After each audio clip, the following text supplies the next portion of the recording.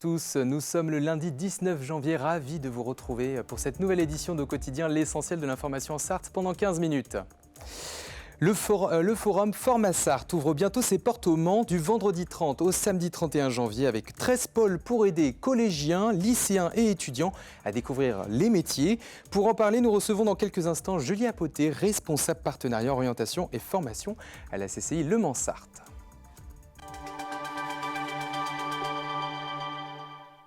Agriculture, à Champagné, la coordination rurale bloque des camions frigorifiques pour dénoncer la concurrence déloyale et peser sur les négociations commerciales. Côté justice, ouverture de l'année judiciaire au Mans avec une hausse nette de l'activité pénale. Et puis culture, à Sillé-le-Guillaume, un parcours sonore immersif révèle le passé de la commune lors d'une démonstration test ce lundi. Vous le verrez en fin de journal. La colère des agriculteurs ne retombe pas. Ce lundi matin à Champagné, la coordination rurale a bloqué des camions frigorifiques pour contrôler leurs marchandises. L'action s'est passée près de la plateforme Socamen qui alimente les enseignes de grande distribution. Les agriculteurs dénoncent une concurrence déloyale et veulent peser sur les négociations commerciales en cours. Anthony Pitot. Au rond-point de Champagné, des agriculteurs de la coordination rurale mènent des opérations de contrôle. Ce camion frigorifique vient d'être arrêté. Ces documents sont vérifiés et la cargaison inspectée. C'est le port espagnol qui va être transformé en riaise française. Ça m'énerve. Aucun respect de l'agriculture française. Je pense que c'est une honte que la France accepte ces choses-là et qu'on laisse crever les producteurs de porc français. Après l'inspection, les agriculteurs décident que ce camion va rester à l'arrêt. Depuis ce dimanche soir, les contrôles de ce genre se succèdent et des échantillons sont prélevés. Dans les camions, on trouve beaucoup de produits issus des pays de l'Est, comme de la Lituanie, tout ça. Des produits que nous, on peut produire chez nous, donc on ne comprend pas pourquoi on les amène chez nous, quoi. C'est tout. Donc là, on a pris des échantillons pour aller les présenter au préfet, pour essayer de discuter et voir pourquoi on continue à importer autant de produits. Pologne, steak haché de Pologne, halal, formidable. Une action coup de poing des agriculteurs qui intervient en plein cœur des négociations commerciales entre les grandes enseignes de distribution et leurs fournisseurs. C'est les centrales d'achat qui sont en train de négocier les prix d'achat de leurs produits et ils tirent au maximum vers le bas pour garder leur marge, bien sûr. Eux, ils veulent. Après, ils ont promis de ne pas acheter les produits du Mercosur. On verra bien hein, s'ils tiennent leur parole. Mais en contrepartie, ils vont négocier les prix au maximum, ils vont tirer les prix vers le bas pour que eux continuent à faire des marges. Donc voilà. Les agriculteurs prévoient de se relayer pour tenir leur point de contrôle à Champagné tant qu'ils le pourront. Deux poids lourds transportant de la paille ont pris feu ce lundi dans l'après-midi sur la 11 et la 28 près du Mans. La circulation est limitée à une voie sur les deux tronçons concernés. Les secours sont intervenus et un appel à la prudence a été lancé aux automobilistes en raison des fumées et des perturbations de circulation. Les images nous ont été transmises par notre ancien technicien Gaëtan Wojcicki. On le remercie. Ce lundi, l'audience solennelle du Palais de justice du Mans a ouvert l'année judiciaire 2026. Les chiffres révèlent une hausse marquée de l'activité pénale, plus 25% de garde à vue, plus 20% d'affaires traitées et plus 23,5% de poursuites. Les procédures rapides, comme les comparutions immédiates, progressent elles aussi fortement. Malgré une baisse des crimes constatés, la charge de travail augmente et les délais d'audiencement restent préoccupants, notamment en correctionnel et en criminel, souligne Karine Allais, procureur de la République du Mans, à notre micro.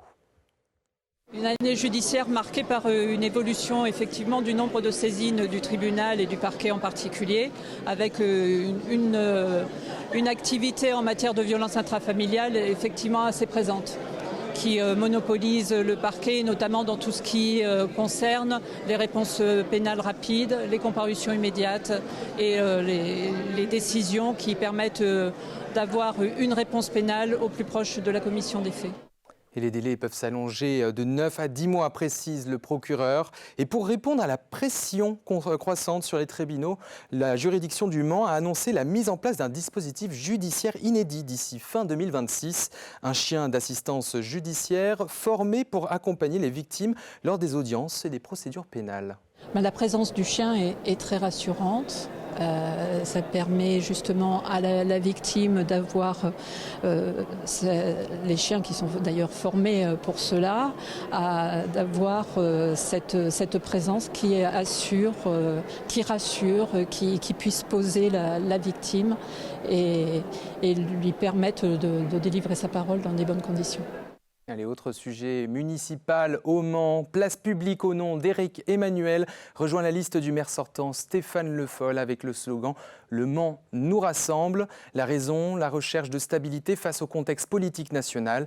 Le mouvement annonce aussi un choix de conviction, soutenant notamment les valeurs républicaines, l'action sociale et la solidarité, précise Éric Emmanuel dans un communiqué ce lundi.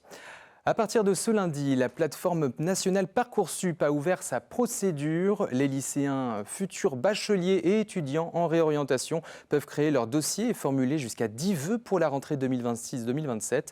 Une étape qui se poursuit jusqu'au 12 mars. Ils auront ensuite jusqu'au 1er avril pour compléter et confirmer leur candidature. Et en parlant orientation, fin janvier, le forum Format Sarthe s'apprête à accueillir des collégiens, lycéens et étudiants venir découvrir les métiers et les formations avec 13 pôles au programme, dont 9 dédiés aux métiers et un nouveau partenariat autour des enjeux écologiques. L'événement s'annonce comme un temps fort de l'orientation en Sarthe. Pour en parler, nous recevons la responsable partenariat orientation et formation à la CCI Le Mans Sarthe. Julie Apoté, bonsoir. Bonsoir Alexandre.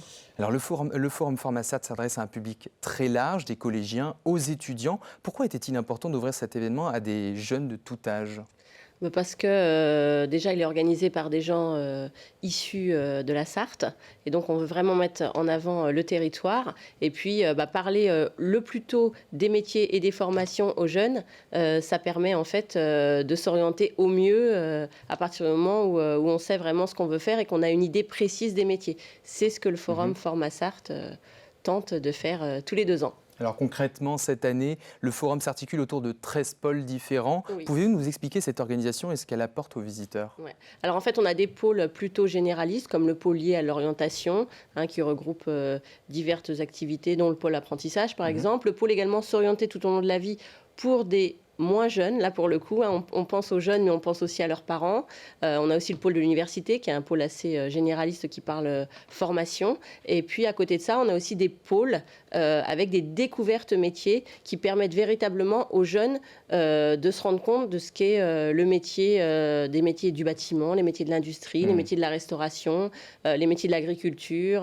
Donc ça, c'est les différents pôles qui seront présents au cours de ce forum. Voilà, parce que je pense qu'aujourd'hui, on est quand même dans un monde du visuel et c'est très important que les jeunes, justement, voient les métiers en vrai, puissent échanger avec les formateurs, mais également avec les entreprises pour pouvoir se rendre compte de ce que c'est qu'un métier. Alors on voit justement ces images de 2024 avec la présentation de Pascal Brulon. On avait fait effectivement Oui. des émissions sur place. Ouais. Donc c'est vraiment pratique, c'est-à-dire que là, il n'y aura vraiment pas que de l'échange. Les jeunes qui viendront avec leurs parents ou alors justement en groupe pourront assister, voire même pratiquer ces métiers.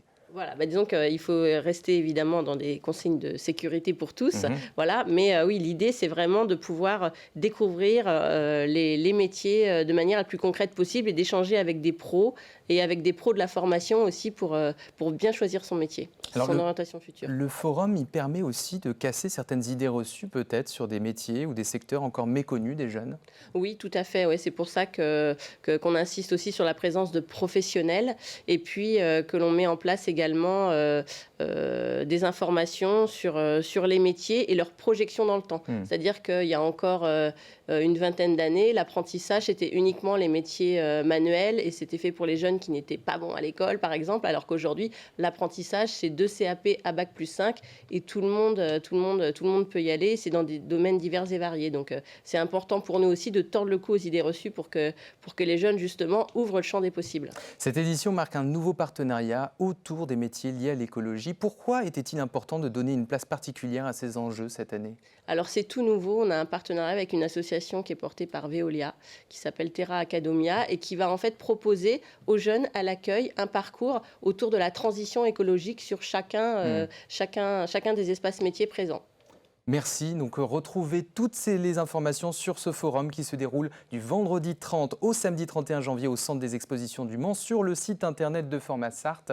On l'indique sur votre écran, formatsarthe.fr. Et si toutefois vous avez des questions à poser, faites-le via l'adresse mail suivante, accueil@formatsarthe.fr. Merci Julia Poté d'être venue sur notre plateau. Avec plaisir Alexandre. Le Mans Sonore démarre en force. Le premier week-end affiche des lieux complets avec près de 800 visiteurs au cabinet des curiosités et des concerts à guichets fermés à Almacoustique, au Scarron et au Dôme. Ce dernier, inauguré à l'ITEM, attire le public grâce à une programmation innovante mêlant musique et intelligence artificielle. Le festival se poursuit jusqu'au 25 janvier 2026. Et justement, le son est aussi l'occasion de découvrir le passé d'une commune. En parallèle de Le Mans Sonore, à Sillé-le-Guillaume, un parcours sonore et immersif s'est installé avec une démonstration test ce lundi. Découverte d'un plan d'histoire qui résonne notamment auprès des habitants Colin Ancel et Eden Masmoudi. Une sonnette, un puits, un banc, une grue. À Sillé-le-Guillaume, on peut découvrir l'histoire de la commune grâce à des mécanismes ludiques nichés dans 5 lieux différents. C'est vrai que ça peut surprendre, mais on a décidé de valoriser un peu plus le passé industriel de la ville. Pendant 1 an et demi, un groupe de travail s'est constitué pour valoriser cette petite cité de caractère. Au début, on imagine, on œuvre pour sa mise en place et d'être ici avec le résultat, avec les témoignages, de voir les habitants aussi qui sont là pour être en face de leurs témoignages, c'est vachement enrichissant et on se dit que ça a réussi. Parce que ceux qui racontent les histoires, ce sont les habitants eux-mêmes. Moi, j'ai connu Sillé avec plein de magasins partout. Je trouve ça très bien. J'y amènerai mes enfants, bien sûr. Et puis, ça fait connaître le coin et puis ça ramène des souvenirs. Alors, entendre leur voix... ça me fait tout drôle. Très vite, on s'est rendu compte qu'avoir une voix off de quelqu'un qui expliquait l'histoire de la ville, finalement, c'était beaucoup moins vivant que des habitants eux-mêmes qui allaient participer. Donc, on les a interrogés, interviewés. Et puis, finalement, pour eux aussi, on sentait qu'ils étaient très contents de raconter leurs souvenirs. Donc, c'est un moyen aussi de mettre l'habitant au cœur du projet. Les dispositifs sont encore en phase de test. Certains fonctionnent grâce à l'énergie photovoltaïque. Le parcours final ne sera décoré et prêt qu'au printemps. Bon, là, c'est encore en phase de rodage, mais une fois que ceci sera bien rodé, ça durera jusqu'aux prochaines générations. Non, l'électronique ne dure pas si longtemps, mais ça dure un petit peu. Des mécanismes qui resteront donc. D'autres lieux pourraient intégrer le parcours pour continuer de faire résonner l'histoire de Sillé. C'est un record de fréquentation battu pour le Geek Life Festival au Mans, avec près de 11 000 visiteurs, soit environ 1 700 de plus qu'en 2025. Cette 7e édition, axée sur la culture japonaise, confirme le succès du salon. Jeux vidéo, manga et cosplay ont réuni un public familial venu partager sa passion au centre des expositions du Mans. Direction les bois de l'Épau. Ce week-end, c'était le Cross Ouest France avec 3 jours de course et plus de 10 700 participants pour cette 43e édition avec différentes courses et la plus huppée, le cross long, 6,9 km. Chez les femmes, victoire d'Eva Coutan en 23 minutes et 51 secondes. Chez les hommes, le vainqueur est un marathonien, l'Éthiopien Gedamou Getine Mele, peu habitué des crosses et qui avait couru à Rennes le matin même pour un 10 km. Son manque d'expérience en cross aurait pu lui coûter la victoire. On écoute au micro d'Antoine Besson. C'est mon premier cross ici au Mans, je venais pour la première fois. La météo est bonne aujourd'hui, la spécificité c'est qu'il y avait beaucoup de virages. Avec des pentes de cross ça va, mais avec mes chaussures, difficile. Mais je suis très heureux, la victoire s'est jouée sur les 500 derniers mètres. J'ai essayé de sprinter et j'ai gagné assez facilement. Elle est toujours sport avec le MSB. Cette fois, les Manceaux s'inclinent à Paris, 110 à 92. Malgré un effectif réduit à 7, le MSB a résisté plus de 30 minutes face au Paris Basket, notamment grâce aux 28 points de Trevor Hodgins. Mais les champions de France ont pris le dessus dans le dernier quart. Côté jeune, Tyler Berakou inscrit son premier panier en Betclic Elite. Prochain rendez-vous mercredi en Turquie contre Galatasaray, puis dimanche à domicile face à l'Asvel. Allez, on termine avec les tendances météo de ce mardi 20 janvier. Dans la matinée, le ciel est souvent nuageux à couvert dans une ambiance typique de l'hiver sartois. Les températures au lever du jour sont douces, autour de 6 degrés avec une atmosphère humide. Dans l'après-midi, le temps reste nuageux à parfois pluvieux avec des risques d'averses légères ou bruines par moment. Les températures maximales sont autour de 9 à 10 degrés, ce qui reste conforme aux valeurs observées en janvier dans la région. Voilà pour l'essentiel de l'information en Sarthe. On se retrouve demain mardi 20 janvier. Retrouvez-nous sur nos réseaux sociaux YouTube, Instagram, Facebook et maintenant TikTok. Très bonne soirée, à demain.